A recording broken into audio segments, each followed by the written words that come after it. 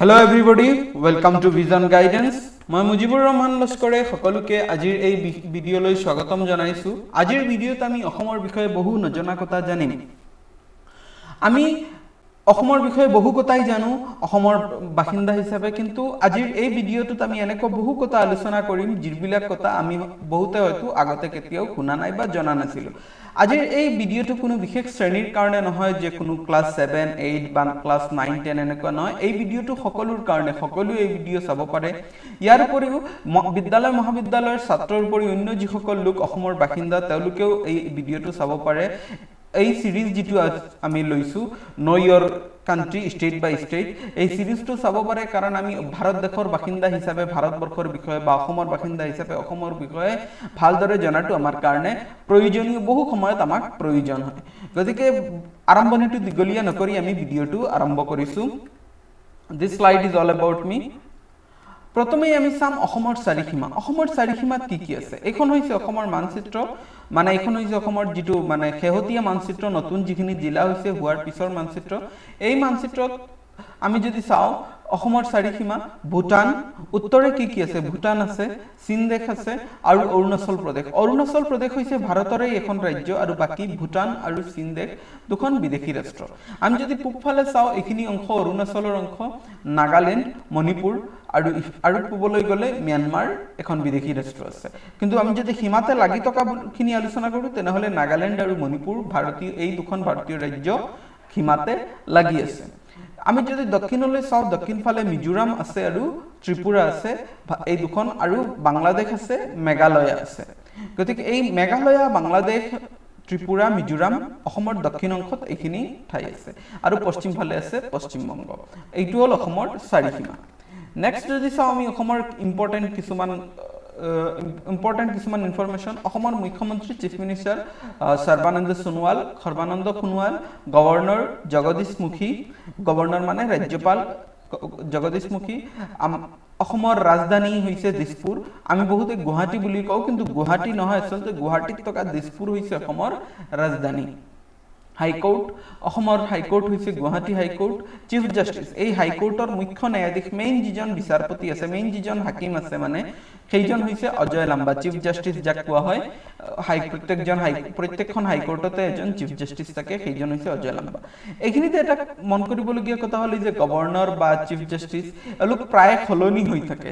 সেইকাৰণে আমি যদি এইটো এবাৰ চেক কৰি ল'ব লাগে। এইটো মই 21/6/2020 তাৰিখৰ মতে ইনফৰমেশ্যনটো দিছো। যদি কোনোবাই কিছুদিন পিছত এইটো ভিডিঅ' চাই আছে তেনেহ'লে তেওঁ এবাৰ ফেক্ট চেক কৰি ল'ব, চেঞ্জ হ'ল নে এতিয়াও ছেইম আছে। নেক্সট, অসমৰ জিলা। অসমত 33খন জিলা আছে। নাম্বাৰ অফ ডিষ্ট্ৰিক্টছ বা জিলাৰ সংখ্যা 33খন। মেম্বাৰ্ছ অফ লেজিছলেটিভ এছেম্বলি অৰ্থাৎ বিধানসভা, এমএলএ কেইজন আছে? Members of legislative assembly MLA 126 জন। অসমত বিধানসভাৰ সিট আছে 126খন। লোকসভা সিটছ, আমি যে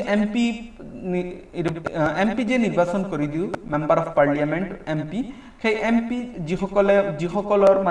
যিসকলে দিল্লীৰ চৰকাৰত অংশগ্ৰহণ কৰে, তেনেকুৱা এমপিৰ সিট অসমত আছে 14টা। লোকসভা সিট অসমত 14টা আছে। ৰাজ্যসভা সিট অসমত আছে 7টা।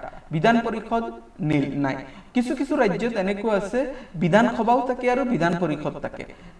অসমত সেইটো ব্যৱস্থা নাই। অসমত কেৱল বিধানসভা আছে, বিধান পৰিষদ নাই। Famous personalities of the states, আমি ইয়াত অসমৰ কিছু বিখ্যাত ব্যক্তি যিসকলে হয়তো অসমৰ জাতীয় জীৱনলৈ বহুত বৰঙণি আগবঢ়াইছে বা ৰাষ্ট্ৰীয় আন্তঃৰাষ্ট্ৰীয় পৰ্যায়ত অসমক মানে তুলি ধৰিছে, অসমক প্ৰতিনিধিত্ব কৰিছে, এনেকুৱা কিছু ব্যক্তিৰ নাম ইয়াত ৰেণ্ডমলি লৈছো। এটা কথা ঠিক যে এনেকুৱা বহু ব্যক্তি আছে যিসকলে অসমীয়া জাতীয় জীৱনলৈ বৰঙণি আগবঢ়াইছে বা অসমৰ নামটো ৰাষ্ট্ৰীয় আন্তঃৰাষ্ট্ৰীয় পৰ্যায়ত তুলি ধৰিছে। সকলোৰে নাম এটা ভিডিঅ'ত লোৱাটো সম্ভৱ নহয়, গতিকে আমি ৰেণ্ডমলি অসমৰ কেইজনমান ফেমাছ পাৰ্চনেলিটিৰ নাম ইয়াত লৈছো। প্ৰথমে আমি নাম ল'ব লাগিব শ্ৰীমন্ত শংকৰদেৱৰ। মহাপুৰুষ শ্ৰীমন্ত শংকৰদেৱ অসমীয়া জাতিৰ গঠন কৰোঁতা বা কাণ্ডাৰী বুলি যাক কোৱা হয়। নেক্সট, জুবিন গাৰ্গ, অসমৰ হাৰ্টথ্ৰব, ভাৰত ৰত্ন ডক্টৰ ভূপেন হাজৰিকা, আমি সকলোৱে জানো, এজন famous musician. Next, Hima Das, sports personality, ক্ৰীড়াবিদ, গতিকে মানে আন্তঃৰাষ্ট্ৰীয় স্তৰত অসমৰ নাম উজ্বলাই তোলা এজন ক্ৰীড়াবিদ। জ্যোতিপ্ৰসাদ আগৰৱালা, অসমীয়া কলা সংস্কৃতিৰ এজন সাধক।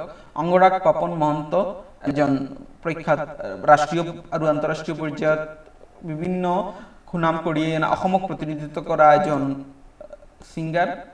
মামনি ৰয়ছম গোস্বামী এজন প্ৰতিষ্ঠিত সাহিত্যিক। বদৰুদ্দিন আজমল এজন প্ৰতিষ্ঠিত আন্তৰ্জাতিক ব্যৱসায়ী। হিমন্ত বিশ্ব শৰ্মা কেৱল অসমৰে নহয় ভাৰতৰে এজন চৰ্চিত ৰাজনীতিবিদ। নেক্সট আমি আহো অসমৰ জিলাসমূহৰ নাম। অসমত কিমানখন জিলা আছে? আমি বহুতে কিতাপত বা অন্য হেৰিত প্ৰায় কি হয় পুৰণা যিটো আপডেট আছে সেইখিনি পাওঁ। এতিয়া অসমত বহু কেইখন নতুন জিলা হৈছে, প্ৰায় সেইবিলাকৰ নাম নাজানো বা জানিলেও সেইবিলাকৰ মানচিত্ৰত লোকেশ্যনটো কি ক'ত সেইটো ভালদৰে নাজানো। আমি এইটো ভিডিঅ'ত এইটো চাম। ইয়াৰ পৰা যদি আমি চাওঁ, ইয়াৰ পৰা অসমৰ যিটো পশ্চিম প্ৰান্ত আছে ইয়াৰ পৰা Kokrajhar, Dhubri, south Salmara, Mankachar, Chirang, Bongaigaon, Goalpara, Baksa, Barpeta, Kamrup rural, Kamrup metro', Darrang, Sonitpur, Nagaon, Morigaon, west Karbi Anglong, Hojai, east Karbi Anglong, Dima Hasao, Cachar, Hailakandi, Karimganj, Biswanath, Golaghat, Lakhimpur, Majuli, Jorhat, Sivasagar, Charaideo, Dhemaji, Tinsukia, Dibrugarh. ইয়াত যদি আমি চাওঁ এই যে চৰাইদেউ যিখন আছে এইখন নতুনকৈ ডিষ্ট্ৰিক্ট হৈছে, মাজুলী নতুনকৈ ডিষ্ট্ৰিক্ট হৈছে, হোজাই নতুন ডিষ্ট্ৰিক্ট হৈছে, সাউথ শালমাৰা মানকাছৰ নতুন ডিষ্ট্ৰিক্ট হৈছে। ইয়াৰ উপৰিও কাৰ্বি আংলং যি আছিল আগতে এই ৱেষ্ট কাৰ্বি আংলং আৰু ইষ্ট কাৰ্বি আংলং মানে পূব কাৰ্বি আংলং আৰু পশ্চিম কাৰ্বি আংলং মিলি একেলগে এখন জিলা আছিল কাৰ্বি আংলং। এতিয়া পশ্চিম অংশ মানে হোজাইৰ যিখিনি পশ্চিম ফালে আছে যিখিনি এৰিয়া সেইখিনিক বনাই দিয়া হৈছে পশ্চিম কাৰ্বি আংলং, আৰু পূব ফালে যিখিনি আছে সেইখিনিক বনাই দিয়া হৈছে পূব কাৰ্বি আংলং। দুখন বেলেগ বেলেগ জিলা হৈ গৈছে।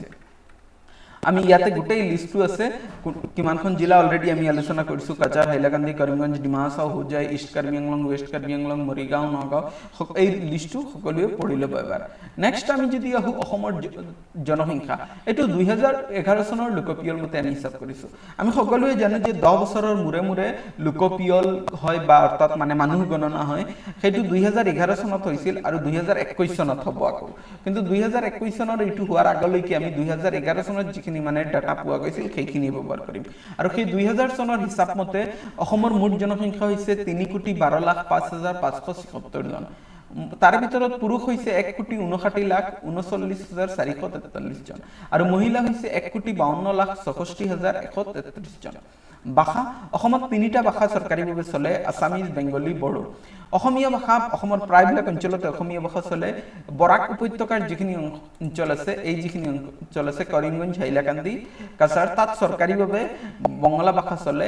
আৰু বড়ো যিখিনি বিটিএডি এৰিয়া আছে ইয়াত যদি আমি চাওঁ কোকৰাঝাৰ, চিৰাং, বাক্সা, ওদালগুৰি এই 4খন জিলাত চৰকাৰীভাৱে বড়ো ভাষাও চলে। ইয়াৰ উপৰিও অসমত কেইবাটাও ভাষা আছে যিবিলাক চলে, কিন্তু এই 3টা হ'ল প্ৰধান ভাষা। নেক্সট হ'ল ইম্পৰ্টেণ্ট হেড অফিচ ইনষ্টিটিউট। অসমত থকা ইম্পৰ্টেণ্ট কিছু অফিচ হ'ল অইল ইণ্ডিয়া লিমিটেড, ভাৰতৰ এটা তেল company, second largest oil company. ইয়াৰ যিটো হেড অফিচ আছে সেইটো অসমতে আছে, দুলিয়াজানত আছে। IIT গুৱাহাটী এখন IIT অসমত আছে। নৰ্থ ইষ্ট ফ্ৰণ্টিয়াৰ ৰেলৱে, উত্তৰ পূব সীমান্ত ৰেলৱেৰ হেডকোৱাৰ্টাৰ গুৱাহাটীৰ মালিগাঁৱত আছে। এইবিলাক হ'ল অসমত থকা কিছুমান ইম্পৰ্টেণ্ট অফিচ। নেক্সট যদি আমি আগবাঢ়োঁ, এইখিনি বহু ইম্পৰ্টেণ্ট আৰু বিশেষকৈ যিসকল মানে ষ্টুডেণ্টছ আছে তেওঁলোকৰ কাৰণেতো বহুত বেছি ইম্পৰ্টেণ্ট।